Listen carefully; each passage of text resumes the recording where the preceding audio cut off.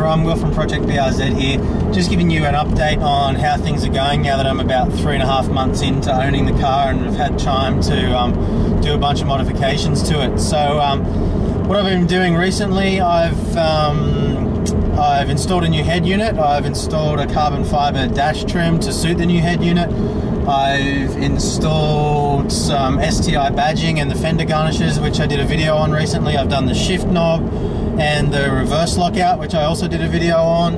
In the last couple of days I've installed some rubber stripping along the sides of the side skirts as well, which just gives it a bit of extra class to the installation. There was a little bit of a gap running along the sides before that I wasn't really fond of. I think that's to be expected with carbon fiberglass parts. You know, they're never going to be a perfect fit, but with this extra rubber stripping that I've installed, it actually makes it a perfect fit now, so I'm really happy with how that's turned out. But in terms of owning the car, just enjoying driving it in general. I'm not driving it all that much, to be honest, but no, I'm really enjoying driving it. It caught me out the other day in the wet. It was the first time I'd driven it in the wet with the wider tyres, and I put my foot down coming around a bend in second gear, and the back end just came straight out on me, and I was expecting it to be a little bit tail happy, but I didn't expect it to just jump out on me like that. And when I thought about it afterwards, it made perfect sense. With what I'd kind of expected was that in the dry, because I've got a whole bunch of extra grip, I kind of figured that would translate into the wet as well. But what I forgot is physics. When you have a wider surface area or more surface area, that distributes the weight over a greater area, which means you disperse less water. So what happened was, instead of having extra grip in the wet, it's actually more like having skis on the back of the car in the wet. So yeah, I do have to be a little bit more careful than I expected in the wet, but that's kind of a good thing. I'm enjoying driving it now that I know its limits. And I just feel comfortable with the car in general. I feel like I can chuck it around like a go-kart now and not be worried about it, because I understand where the grip is and when it's gonna slide, when it's gonna grip, and those kinds of things. I don't feel that the balance of the car's been upset by what I've done to it either, with the 8.5-inch wheels on the front and the 9.5 on the rear.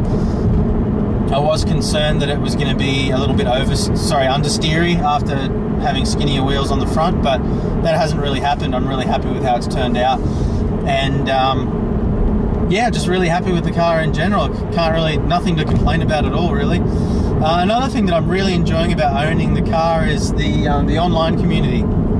I joined up to the New South Wales 86 BRZ forums, and I'm really enjoying making friends with people on there, getting to meet a whole bunch of cool people, and getting involved on the forums as well, answering questions through my own experience, as well as being able to ask questions and get almost immediate intelligent responses. I was heavily involved in the WRX online community when I had one of them, and there are a lot of people on there that just like to flame other people and sort of poke fun at people that didn't know much about cars and that kind of thing, which was really disappointing. But with the 86 forums and the BRZ forums, it's pretty good.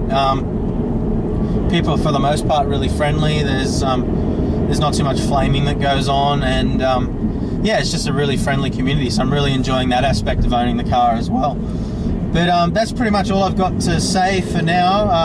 I'll be doing some more videos on some of the other mods that I've been doing. One of the things I'm working on at the moment is brake upgrades. I've decided that I do want to upgrade the brakes, mostly in preparation for when I have the turbo fitted.